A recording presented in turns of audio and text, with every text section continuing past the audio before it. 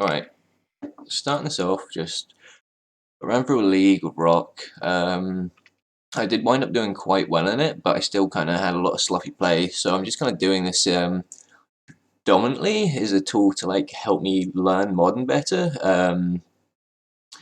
But yeah, no, let's kind of go through the games, talk through what happened, and then see where we are. So I'm assuming this is the next step button.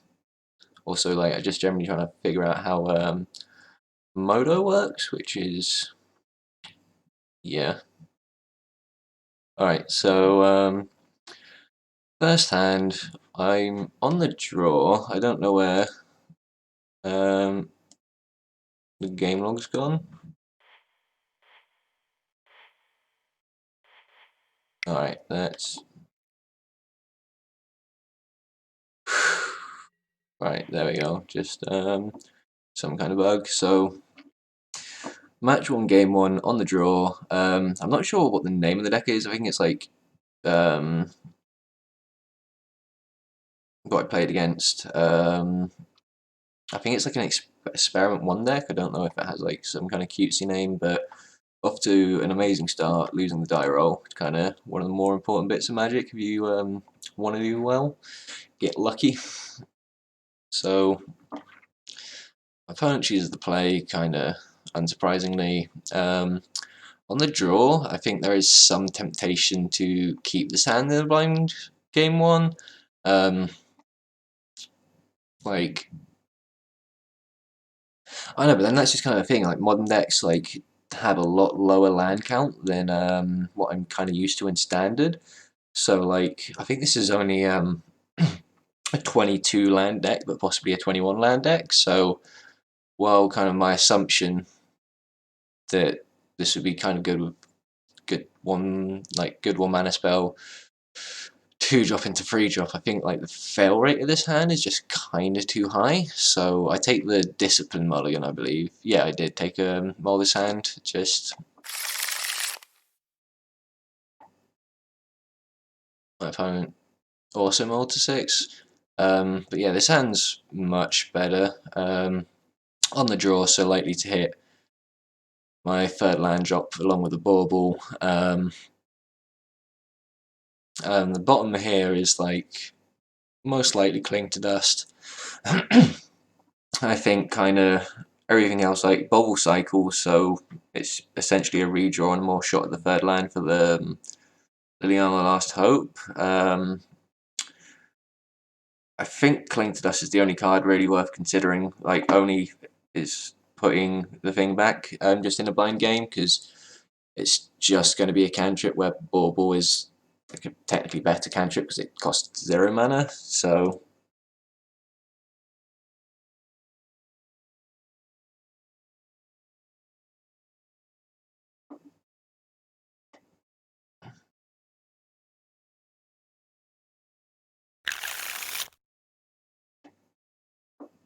yeah, so I keep this bottom of the Cling.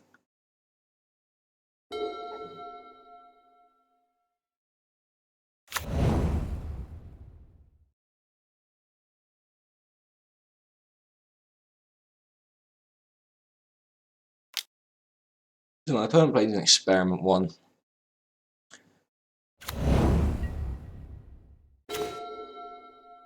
I think here it's possibly an interesting spot. There is some incentive to just push this right off the bat, but I kind of assume that based on the nature of this card, it's a somewhat aggressive deck. So getting the Thoughtseize out sooner rather than later is probably the way to go, because like I can always push it later, assuming it has no counters on it. Well, it hasn't gained 2 counters in the first turn, although I'm not entirely. I don't think that's possible for this deck, but again, I'm not really sure kind of what it contains. So I think I take the safer option of just going with the Thoughtseize here. Well, first playing the Bauble, Baubling my opponent to give me more information on kind of my discard decision. Yeah, I see an Evolution Sage on top, so I kind of like see what's going on here. probably just fetch Swamp here, just conserve life. Yeah, and then fire off the Thoughtseize. Oh no, I push. Okay.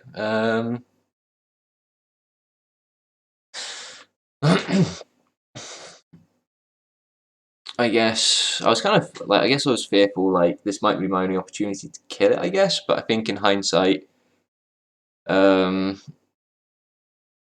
or maybe I was afraid of some kind of permission. I'm not entirely sure what I was thinking at the time, but like I don't necessarily disagree with the push. I guess because I saw Evolution Sage on top.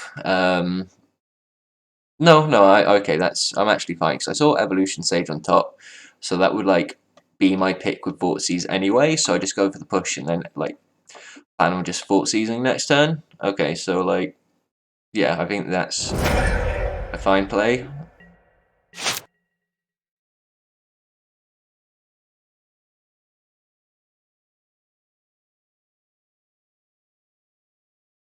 So yeah, ball triggers. My opponent plays a thing. I did your Goyf. I'm not sure, can't remember what I went for here. I have a feeling that I just played up the Tarmogoyf as a blocker which lines up pretty well against whatever's going on. But no, I think either way's fine. But with the fact that they're playing like hasty undying things at me, I'm like more inclined to get Thoughtseize to get the evolution stage because that has a potential to like quickly run away with the game and just like start having things outscaling the size of my Tarmogoyf, and if that happens, I'm like feel like I'm pretty unlikely to win the game. So yeah, I go for the Thoughtseize. Yeah, and see Evolution Sage, Hybridization, Young Wolf. So pick is clearly the Evolution Sage here.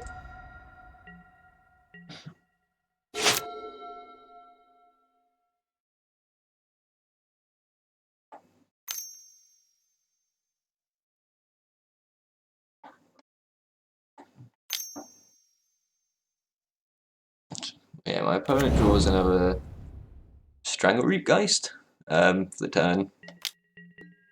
Just brings the beats. I draw a third land. I'm pretty sure I just go for a Goyf here. Yeah, I just play the Goyf and pass. So now I have a pretty big blocker. That kind of stops their beat down. I was a little bit afraid that they would just like rapid hybridize my Goyf. Then they can just like freely swing into it and then get back a blocker, which then proceeds to trade with the frog. But I think that's okay with the Lurrus in hand. But this way I have a blocker, so hopefully next turn I can resolve and defend a Planeswalker, which should put me in a position to like start running away with the game. But yeah, my opponent just gets in, plays out the wolf, holds up the removal spell. Oh no, this is a bit of an interesting spot. I can't remember what I went for, but so like my plays this turn are Liliana, the Last Hope, which kind of does line up ish against their board of X1s. How much loyalty does it have? It's like 4, right? Which does mean I just like immediately lose the Liliana to the crackback. Well, but then I would get to actually kill one of their undying creatures if they went for it. Liliana, the Last Hope, is something along those lines, but it just kind of takes, well, takes longer in regards to get more power off the board, because if I play the Liliana at the Veil, down tick, they just sack the Young Wolf most likely, and then they can pretty freely send like the Geist without a counter and the wolf at it, trade the wolf for my Liliana, which isn't necessarily the best deal for me. But after like just saying all that, I just play out the Lurrus because it currently keeps the young wolf at bay. I have a Bauble in the bin, so that just kind of puts me in a position to start just riding the value train to take away this game. Like, well, getting a Planeswalker down would be pretty good in this spot. Again, because I can play the Planeswalker, like, they don't really accomplish anything because everything on this board has Undying, so just kind of replaying the Bauble and starting the Lurrus train going. Plus, this also insulates me a little bit from rapid hybridization on my Goyf, because if they wanted to cast it on one of my creatures, they have to do it on the Lurrus, because they're not like aggroing through my blockers anytime soon. So yeah, play tap land, see Voice of Resurgence on top.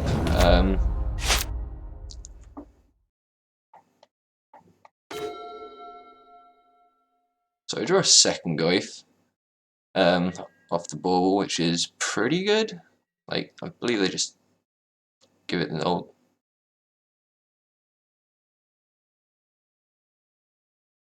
They swing at everything, which is kind of interesting here. Like,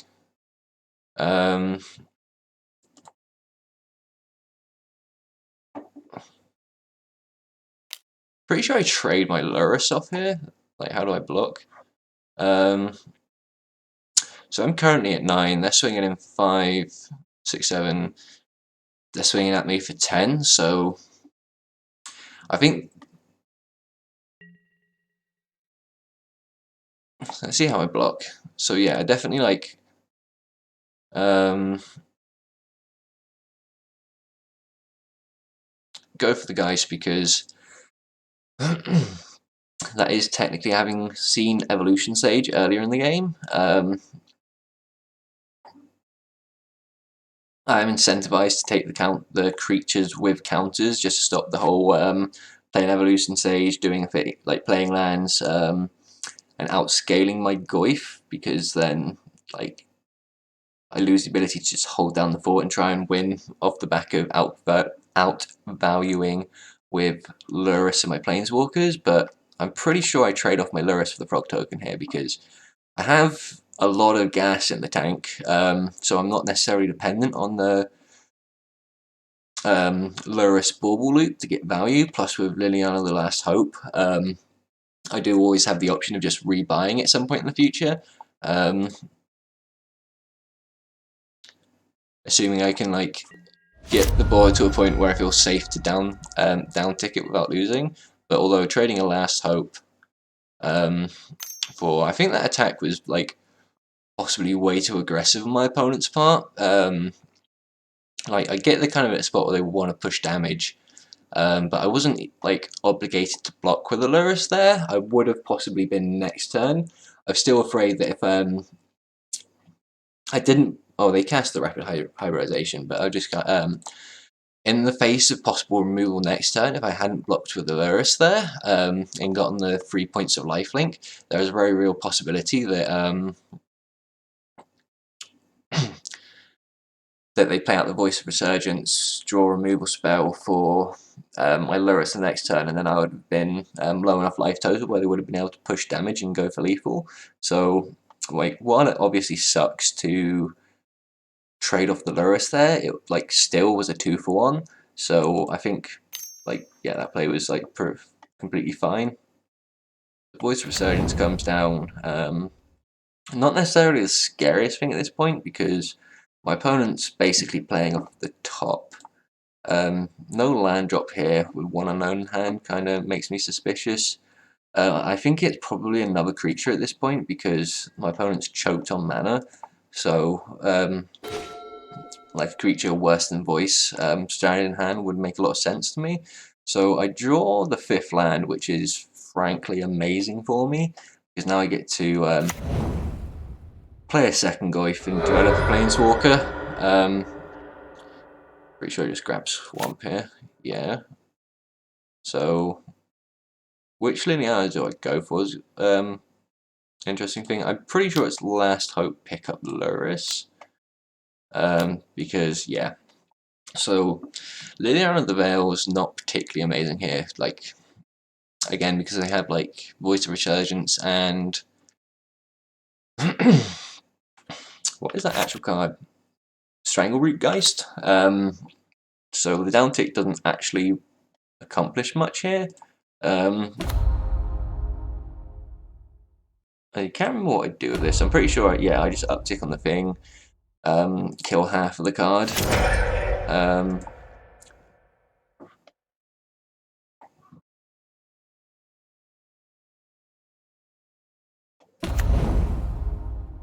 And then just play out the second Goyf and pass. Like, if I was at a little bit higher life total, I would possibly be in a situation where I'd be considering racing them. But I would just die on the crackback, unfortunately.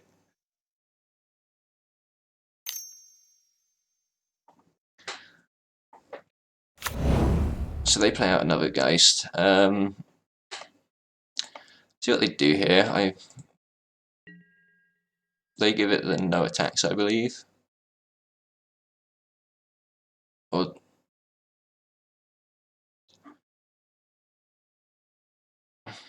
oh no, they swing everything at Liliana, which is completely fine because then that lets me,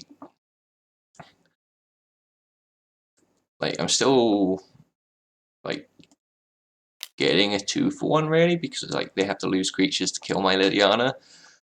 I still have the second Liliana in the pocket. Let's see how I block here, because I think I just removed the creatures which had already triggered Undying, but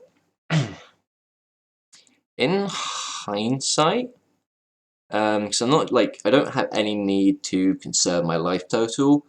I think possibly a better way to block in this situation would have been Voice of Resurgence plus the not Undying, the living.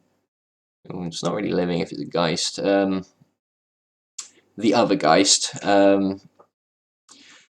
because then, like, they're playing off the top, so the chances that the elemental token gets 2 out of hand are relatively low. And then that would just set up my Liliana of the Veil next turn to be better, because then my down tick would actually remove pressure from the board. So I think these blocks are acceptable, but I think they possibly could have been better. Just blocking Resurgence Geist. But yeah, no, like, this is like my first. Alright, so now I've got some pretty big Goyfs. So yeah, this is my first league with the deck, so just kind of play patterns of the cards. It's still just generally new to me. So I draw Quagmire for the turn, which, like, isn't great. Pretty sure I just play the Liliana and plus, get the last card in hand, which was, as I suspected earlier, a creature card, but just didn't have the mana to develop. This opponent draws land for the turn, so I feel pretty confident about the state of this game now. Draw an Assassin's Trophy, so I'm pretty sure I downtick with the Liliana here, with the goal of trophying the Voice of Resurgence, or the Elemental token even, and then leaving the Quagmire back on defense.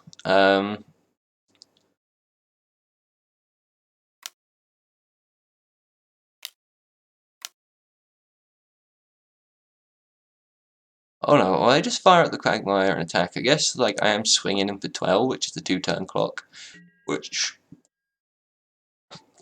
I guess leaves up Trophy to defend my Liliana, because I still have the option of down-ticking it here. Oh, I just ship him with the Quagmire?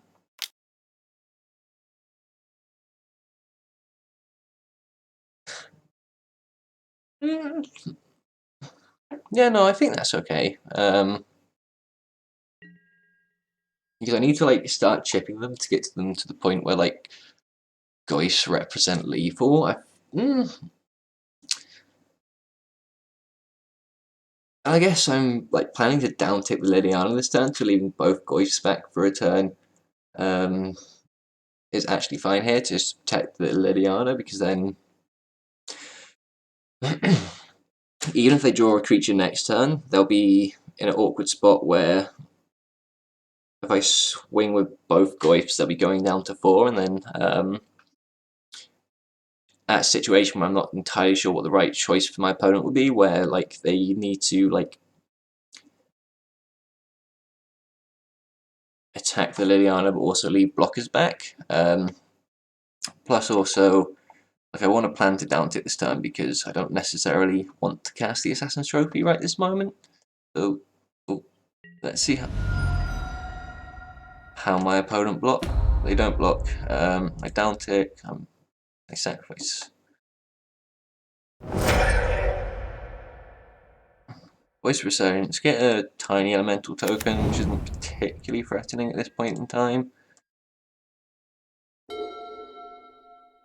So yeah, I'm pretty sure my opponent just floods out and dies from this point. Yeah, no, now I just kind of push trophy.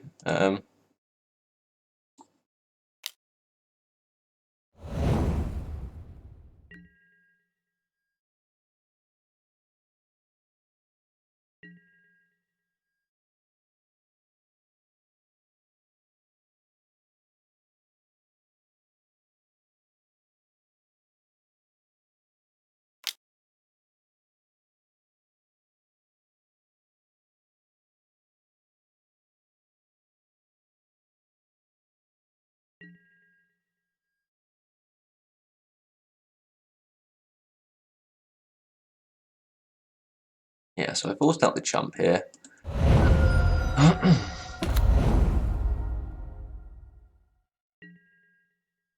And I'm not entirely sure what I do here. So I just go for the trophy and then uptick the Liliana. I think that's fine actually, because then I like still keep like my Liliana in play.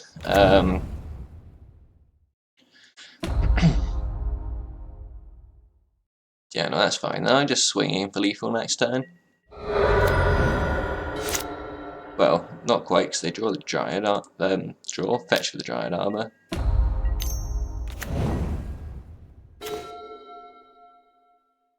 So draw Bauble for the turn, like,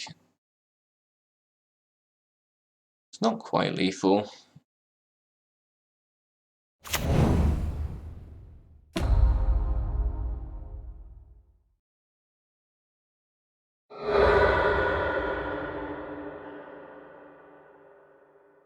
So Bauble reveal Voice Resurgence top. I'm pretty sure I just ship in, force the chump, leave Quagmire back on defense to defend the Liliana.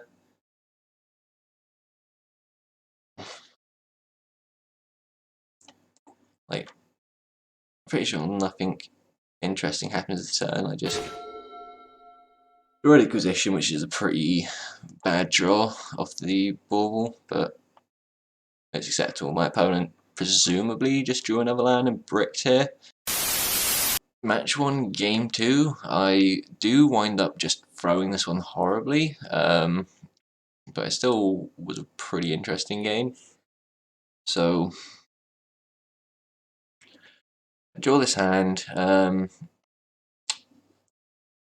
not I think I wind up mulliganing this because, well, it does have Decay into Liliana with all their Undying shenanigans going on. Like, my removal spells aren't particularly effective, and I need an early blocker really to stem the tide of their aggression. So, pretty sure I just ship this one back, yeah. And this hand is a lot more along the lines of what I'm looking for. I have engineered explosives,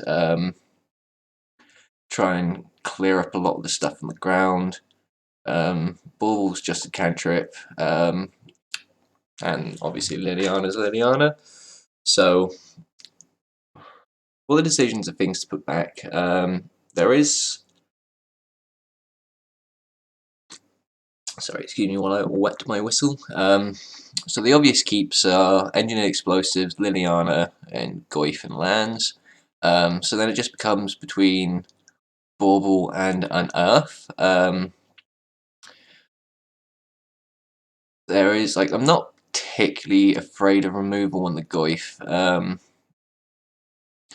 From how my opponent played in the first game, where they had the opportunity to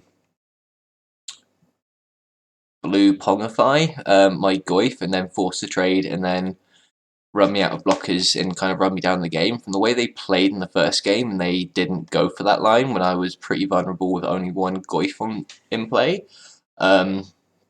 Rather doing it on their own creatures to get an additional free, I feel a lot more confident that this Goyf is going to live, so that's why I go for returning the Unearth in this situation. Otherwise, I think if my opponent hadn't played that way, and from the texture of their deck, I would be a lot more vulnerable to removal, so I would have, under normal circumstances, outside of how my opponent played, put the Bauble back in the situation. Plus, Bauble has, like, some amount of upside where if I find, like, a land and a Lurrus, I get to ride the Bauble train all the way to Value Town. So, oh, I shipped the Bauble. Okay, so I think returning the Unearth was the more correct decision here, based on how my opponent played, to just kind of go the exploitative line route. But I think, which is technically the stronger way to play this match, I think, and now with like the power of hindsight. But I don't necessarily like. I think the technical better decision is to keep the Unearth in the face of the removal. But now just kind of seeing how my opponent played, and that was like along my thought decisions for the time. I think Unearth was definitely the right mulligan decision here. So yeah, I'm on the draw this game. So my opponent plays a land, plays a thingy, which is pretty threatening. So turn one play, drew Hexdrinker. But how quickly, how big this is going to get and being an evasive threat, there's like no consideration for playing out Hexdrinker here and trying to like race, because Hexdrinker doesn't even block profitably against their one drop. Or can't block at all because of evasion, so I just pretty sure I put the Engineered Explosives on one here. Yeah, which is a little bit awkward for the Hexdrinker in hand, but my turn 2 is pretty telegraphed at this point. Outside of drawing anything, so my opponent plays a land, plays Voice of Resurgence, chips in for a point of damage. So draw third land for Liliana, which is pretty good, although Voice of Resurgence kind of immediately makes the Liliana look a lot more weak. Is there a way to view my sideboard, which is probably something I should have gone. So I took out the Dark Confidant and a Cling to Dust and bring in, what's in my sideboard? I'm pretty sure I brought in just 2 Plague Man and a Collective Brutality. Plague Engineer even. So do I have 3 in my sideboard? Probably should have looked that up first, but definitely 2 Plague Engineers in and possibly a Collective Brutality. My opponent's like not really relying on spells, so like discard mode. Life Drain mode of Collective Brutality has some amount of upside to it, but I think most of the time in this matchup it's going to be an inefficient removal spell, which maybe this is the type of matchup where I really want like all Doomblades on deck, and like should have trimmed some Liliana. Well, I think like I'm not entirely sure which Liliana would be more correct to trim in the situation, because like the edict from Liliana at the Veil is kind of a liability in the face of like Voice of Resurgence and such, where like Last Hope is just generally kind of a lower power level planeswalker in the beginning, but then there are playing like a bunch of like X1s, so the uptick has a lot more value. So plus with Plague Man, like I can shrink their creatures, then Liliana thingamajigger, so that's something to consider.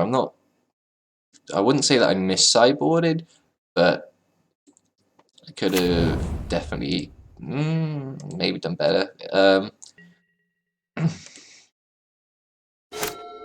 So yeah, just hold up activation for engineered explosives.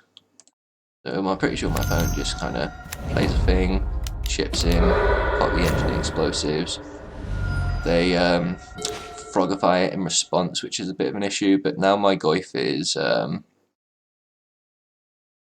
4/5, so stops their board pretty effectively. So this turn is relatively telegraphed in just playing up the Hexdrinker and the Tarmogoyf.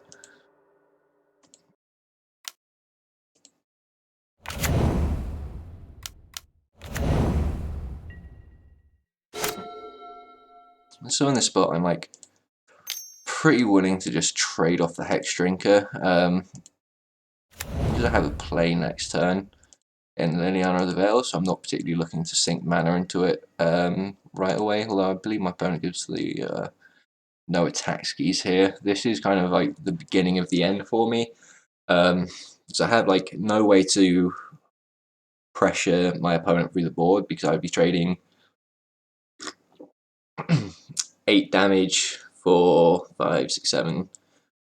Like assume a minimum of 8 back next turn and just kind of already starting on a lower life total with no removal in sight. Means that I'm not winning that race anytime soon. So Unearth looking really bad here. So I draw Plague Engineer, which gives me an answer to the Cloudkin Raptor, which is definitely the most threatening thing on this board. I think if I did have a removal spell, there'd be some incentive to name Spirit.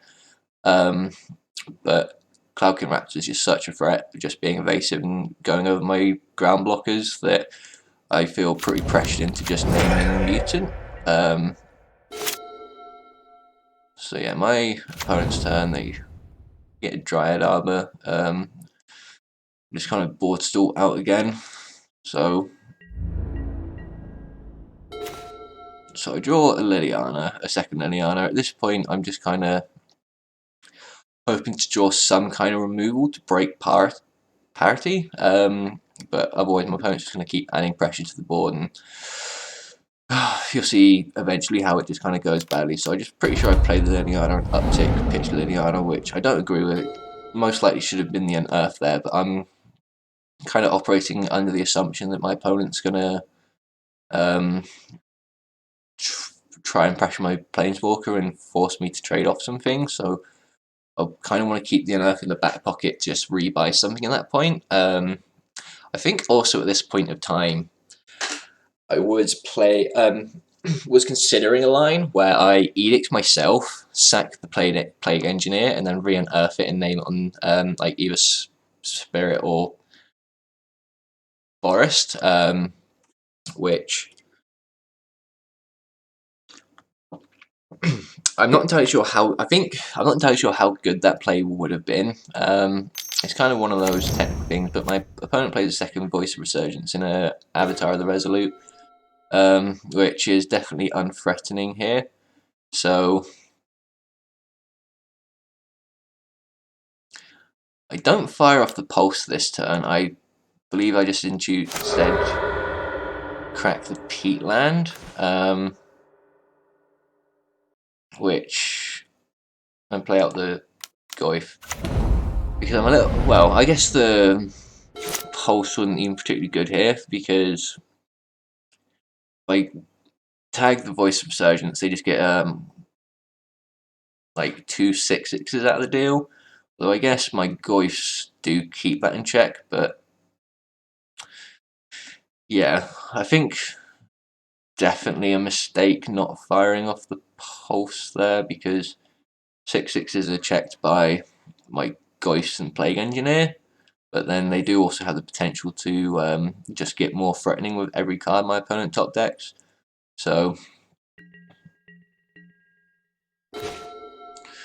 I draw a push here. Now this is the big,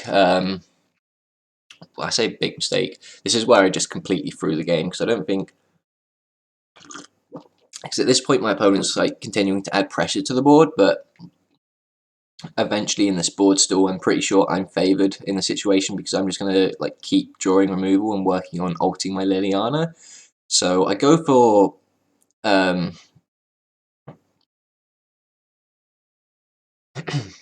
I go for the Pulse here and just get blown out pretty badly.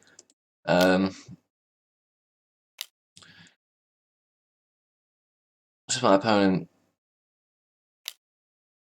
hybridizes a thing in response, they get the token, and then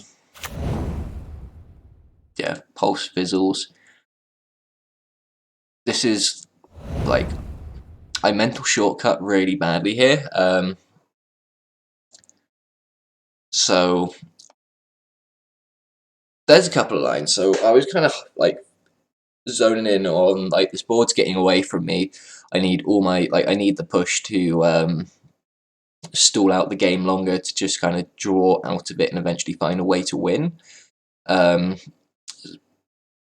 Whereas I could have upticked the Liliana, pitched the Pulse. They would be obligated to make a bunch of bad attacks at the Liliana to stop the ult.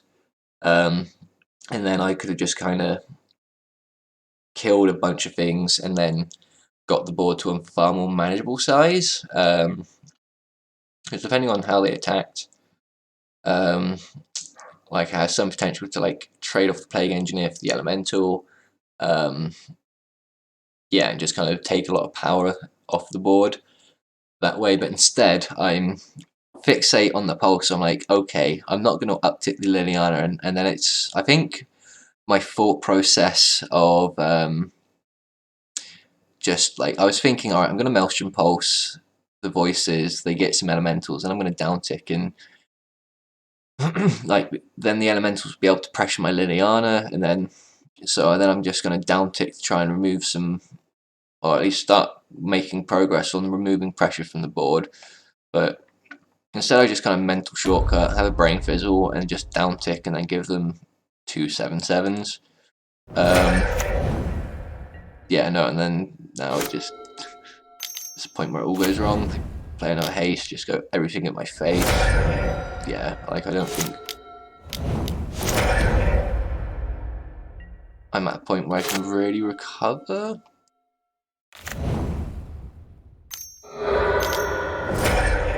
Yeah, so they near form into that, which is exactly lethal. So yeah, good game, and on to the next one. Yeah, no, it was like most likely my game to lose at that point. To be, was like, it probably shouldn't have been like results oriented. They would have like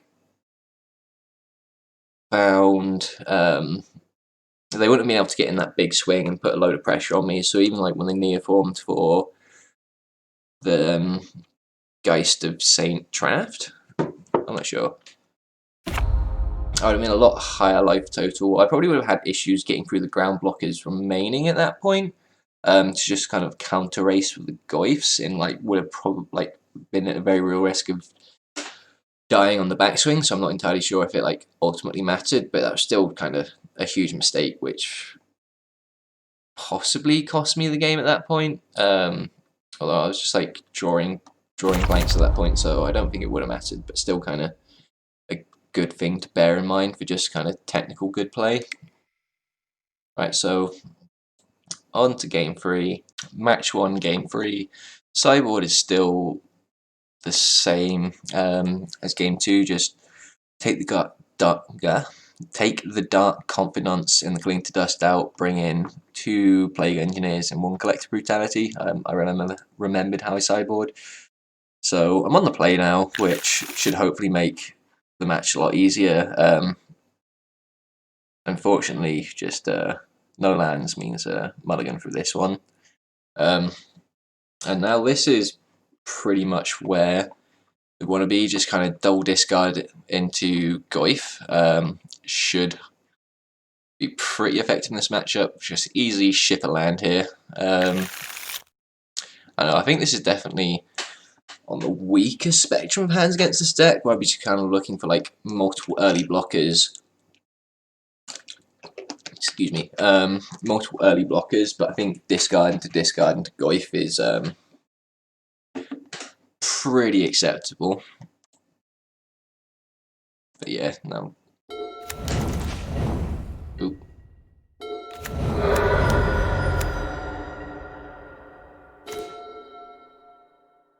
Well, I'm not entirely sure what to click there, but yeah, I just take the 1-drop here because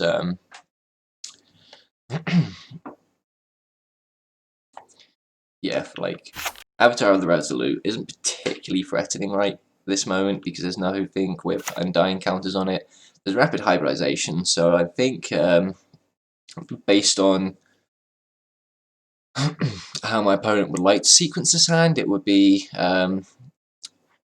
their next turn would be Young Wolf into hybridization, play the Avatar of the Resolute, and then they suddenly put a lot of pressure on the battlefield. So yeah, I'm pretty sure I just fetch an Overgrown Tomb tapped here, just because the hybridization into Avatar is a lot of pressure. I'm not particularly concerned about my opponent like getting an extra point of power and a 3/3 on this board, because with double Goyf in hand, I kind of stop that. I'm pretty sure I take the Avatar here, but yeah, I just take the Avatar.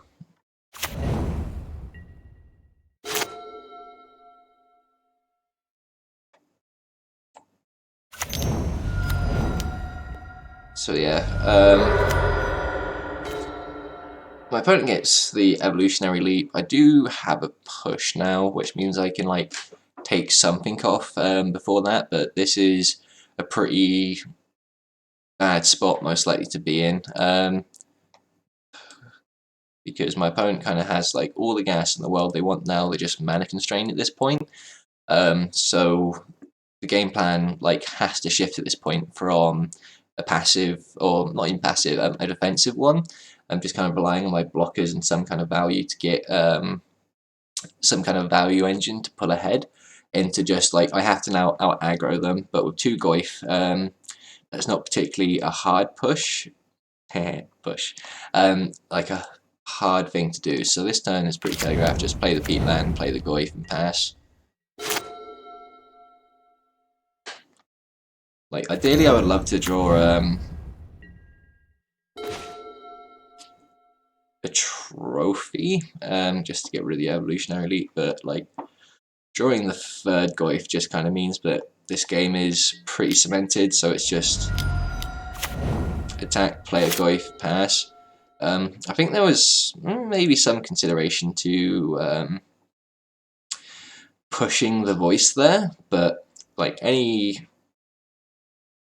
additional creature my opponent would play would mean that the elemental token will be bigger than my Goyfs and just kind of really interfere with my aggro them out plan.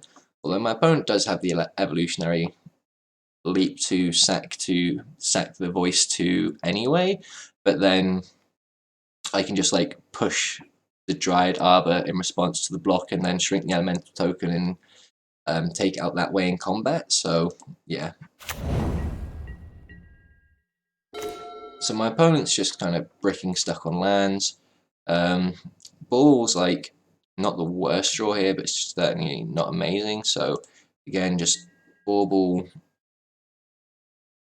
just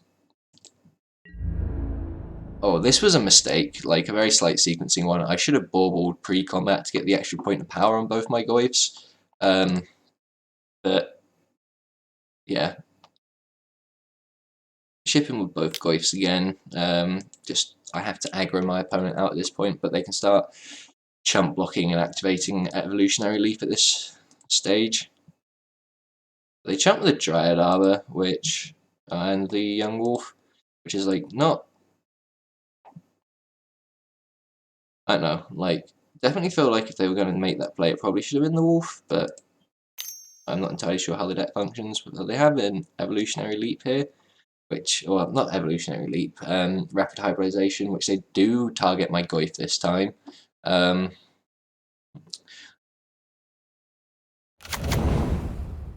But I think my opponent recognises that I'm in a situation to clock them very quickly with just multiple Goyfs, but yeah. Oh.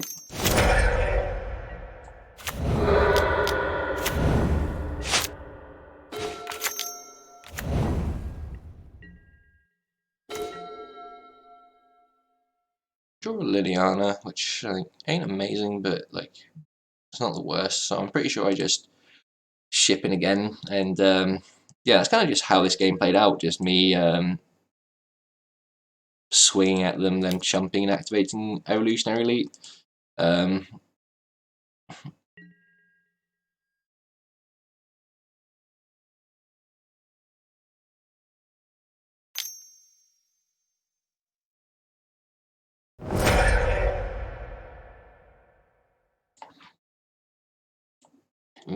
So at this point, Evolutionary Leap happens. I think I can't remember what they get something off of it, obviously. They get an experiment one, so I think that changes.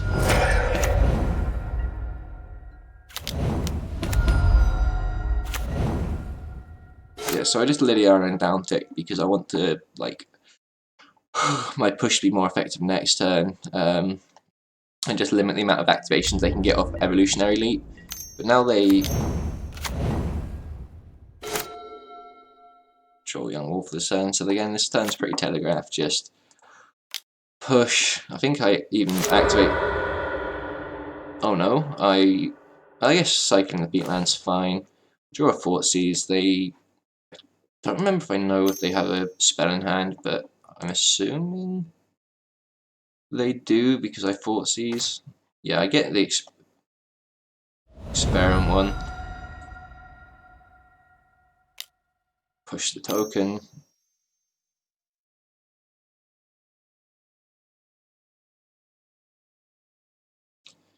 Get another Voice Resurgence. Now just shipping in again.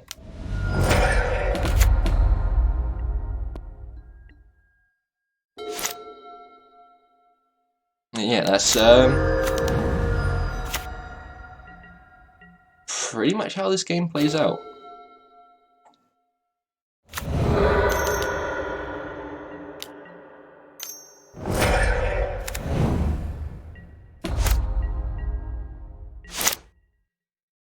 But yeah, no, the only thing I could do with this situation, because I'm just going to lose the Evolutionary Leap in the long game, I just have to try and aggro them out. But Joris was an absolutely amazing draw here, because then that lets me start doing Bauble shenanigans, along with a Hexdrinker, which is okay, but just kind of, I think, I'm not entirely sure what I play out here. Probably, yeah, it's definitely just the Lurrus.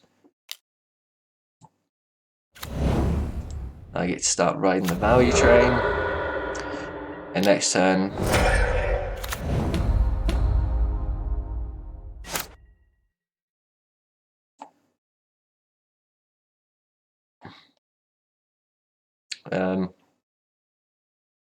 yeah, I think my opponent presumably just drew a land there, and then oh